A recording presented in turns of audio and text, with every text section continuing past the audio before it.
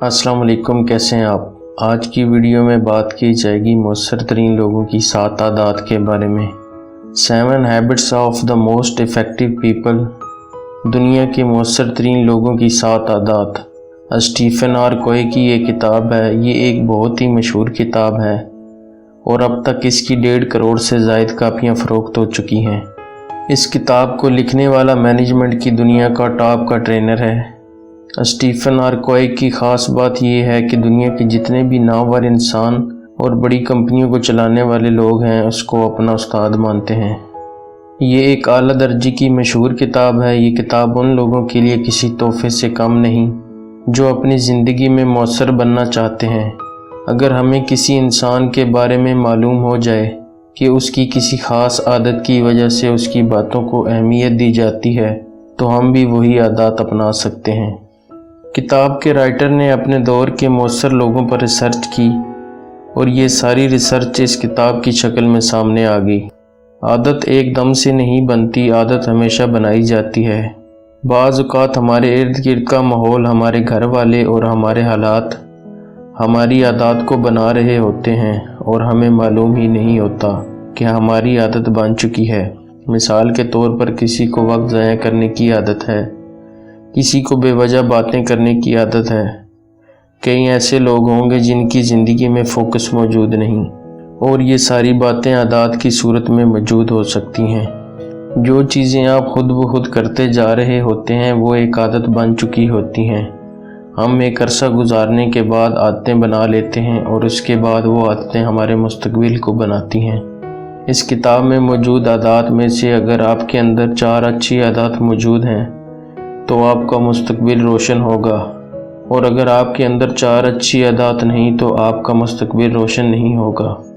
इन 7 आदत को समझ लेने से आपको एक फ़ायदा तो ये होगा कि आप एक बासर और मौसर शख्स के तौर पर ज़िंदगी बना लेंगे। दूसरा, आपके लिए ये फ़ैसला करना आसान होगा कि कोई भी शख्स मौसर है या नहीं। प्रोएक्टिव हो जाना यानी पहले से तैयार होना। मौसर लोगों की पहली निशानी ये है कि वो पहले से ही किसी भी काम के लिए तैयार रहते हैं। इसका मतलब ये भी है कि कल का कुछ काम आज भी कर लिया जाए।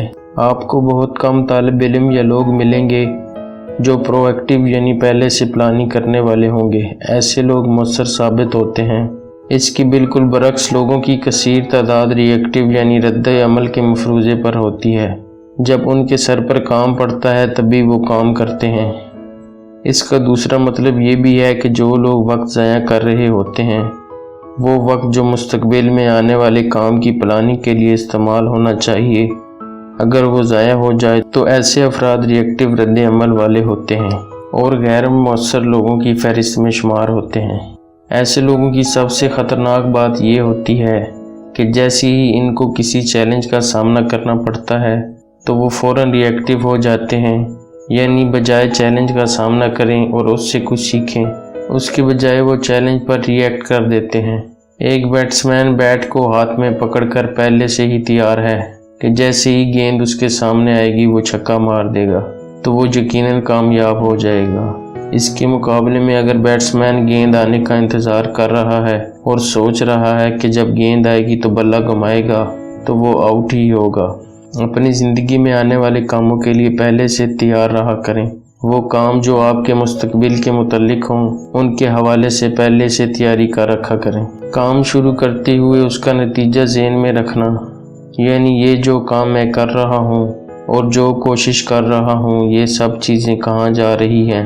किसी काम के नतीजे को सामने रखना आपके गोल्स के साथ मुंसलिक होता है। अगर आपकी ज़िंदगी में कोई मकसद या टारगेट मौजूद नहीं है तो आप ये आदत नहीं अपना सकते। इसका मतलब ये हुआ कि दुनिया के मौसर तरीन लोग वो होते हैं जिनके पास ज़िंदगी गुजारने का बहुत बड़ा मकसद होता है। अगर आपकी ज़िंदगी में कोई मकसद या टारगेट मौजूद नहीं है तो आप ये आदत नहीं अपना सकते।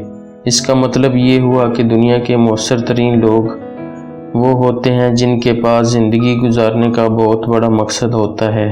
अगर आपको ये मालूम नहीं कि मैं ये सारी मेहनत क्यों कर रहा हूँ तो आपकी कामयाबी के इम्कानात बहुत कम हैं। इंसान का अवलीन मकसद उसके अंदर मौजूद होता है। ये मकसद किसी को दिखाया नहीं जा सकता। اگر یہ کسی کے ساتھ شیئر بھی کیا جائے تو ادھورا سا رہتا ہے۔ زندگی کا مقصد ایک ایسی چیز ہے جو آپ کو جدوجہد کرنے پر مجبور رکھتا ہے۔ پہلے آنے والی چیزوں کو پہلے رکھنا۔ مؤثر لوگوں کو یہ معلوم ہوتا ہے کہ زندگی میں اہم کیا ہے۔ پہلے آنے والی چیزوں کو پہلے رکھنا پڑتا ہے اور بعد میں آنے والی چیزوں کو بعد میں۔ بے شمار کام ایسے ہوتے ہیں جو پہلے کرنے والے نہیں ہوتے۔ اگر وہ آپ پہلے کریں گے تو جو چیزیں پہلے آنی چاہیے تھی وہ رہ جائیں گی یا وہ دیر کا شکار ہو جائیں گی۔ اس بات کا پتہ چلانا تبھی ممکن ہے جب آپ اپنے اندر دھیان دیتے ہو اور اس بات کا فیصلہ کرتے ہیں کہ آپ کی ترجیحات کیا ہیں۔ مثال کے طور پر ایک طالب علم کے لیے پڑھائی سب سے اہم کام ہے جو اس کا مستقبل بنائے گی۔ اگر وہ پڑھائی اور اپنے مستقبل کو چھوڑ کر کھیلوں اور تفریح میں وقت برباد کرے گا تو یقیناً اس کا شمار سنجیدہ اور مؤثر لوگوں میں نہیں ہوگا۔ جب آپ اپنی زندگی میں اہم چیزوں کے بارے میں فرق کرنا سیکھ جاتے ہیں تو آپ کی زندگی آسان ہو جاتی ہے۔ میں بھی جیتوں اور تم بھی جیتو۔ مؤثر لوگ خود بھی جیت حاصل کرنا چاہتے ہیں اور وہ دوسروں کو بھی جیتتے ہوئے دیکھنا چاہتے ہیں، جبکہ غیر مؤثر لوگ یہ مانتے ہیں کہ صرف میں جیتوں اور دوسرے کی ہار ہو۔ کوئی بھی انسان مؤثر تب بنتا ہے جب وہ یہ سوچے کہ میرا فائدہ تو ہونا ہی چاہیے، دوسرے کا بھی فائدہ ہو۔ جب آپ دوسروں کا فائدہ سوچتے ہیں تو ایسی صورت میں لوگ آپ کے ساتھ جڑتے چلے جاتے ہیں اور کام بھی چلتے رہتے ہیں۔ زندگی میں اصول بنا لیں، جس کام میں آپ اپنا فائدہ سوچتے ہیں اس میں دوسروں کا فائدہ بھی سوچیں۔ جس بھی شخص نے آپ کی زندگی میں کہیں کوئی فائدہ پہنچایا ہے اس کو فائدہ ضرور دیں۔ کسی بھی معاہدے میں یہ چیز لازمی ہوتی ہے کہ جب ایک بندہ دوسرے کے مفاد کو مد نظر رکھتا ہے تو یقینی بات ہے کہ وہ معاہدہ طے پا جاتا ہے اور پروان چڑھتا ہے۔ یہی چیز ون ون کہلاتی ہے۔ پہلے سمجھو اور پھر کہو مجھے سمجھ آ گئی۔ پہلے دوسرے کو سمجھیں پھر اسے سمجھائیں۔ دنیا میں سب سے بڑا کام انسانوں کے درمیان مل جل کر رہنا ہے۔ یہ میل جول اسی صورت میں سمجھ آ سکتا ہے جب آپ کے اندر دوسروں کو سمجھنے کی صلاحیت موجود ہو۔ کسی قوم کی حالت بدلنے سے پہلے اس قوم کے افراد کو سمجھنا پڑتا ہے۔ لوگوں کے مزاج، عادتوں اور نفسیات کو سمجھنا بہت ضروری ہے۔ جب آپ لوگوں کو سمجھنے لگ جاتے ہیں تو آپ کی مشکلات میں کمی ہو جاتی ہے، کیونکہ ہر بندے کے ساتھ ایک ضرورت جڑی ہوتی ہے۔ اگر آپ اس کی ضرورت کو سمجھ جائیں تو اس کا بہترین حل نکال سکتے ہیں۔ جب آپ لوگوں کے مزاج اور ضرورتوں کو نہیں سمجھتے تو اس کی مثال ایسے ہے جیسے آپ کسی شیر کے آگے گھاس ڈال رہے ہوں۔ اتحاد عمل۔ اگر انسان اکیلے ترقی کرنا چاہے تو یہ ایک ناممکن چیز ہے۔ ترقی ہمیشہ ایک ٹیم کی صورت میں ہوتی ہے۔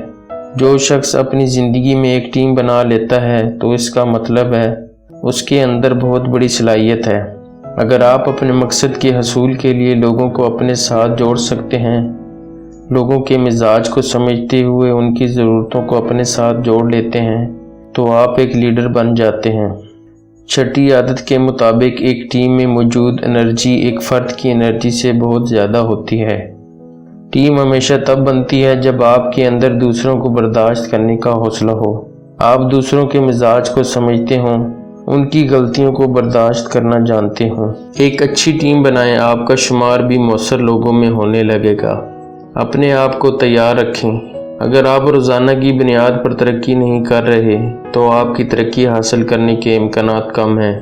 ترقی کامیابی ہمیشہ غور و فکر کرنے سے حاصل ہوتی ہے۔ اپنی عادتوں کے بارے میں، اپنے مزاج کے بارے میں سوچنا اور یہ سوچنا میں کدھر جا رہا ہوں، میں کیا کر رہا ہوں، میرا مستقبل کیا ہوگا، ماضی کیا تھا اور میں اب کس حال میں جی رہا ہوں۔ اپنے آپ سے سوال کرنا، کیا میں بے مقصد زندگی تو نہیں گزار رہا، کیا میرا وقت اور زندگی دونوں ضائع تو نہیں ہو رہی۔ اگر آپ زندگی میں آگے بڑھنا چاہتے ہیں، ترقی کرنا چاہتے ہیں تو اچھی کتابیں پڑھیں۔ کتابیں پڑھنے کے ساتھ ساتھ غور و فکر بھی کریں، کیونکہ اس کے بغیر کتاب سے حاصل کیا گیا علم کسی بوجھ سے کم نہیں ہوتا۔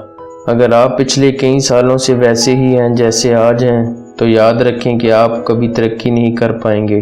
اگر کچھ کرنا چاہتے ہیں تو کچھ بدلنا پڑے گا۔ کیا بدلنا ہے؟ اپنے آپ کو بدلنا پڑے گا۔ یہ 7 عادات صرف اور صرف سننے یا پڑھنے سے پیدا نہیں ہوتی۔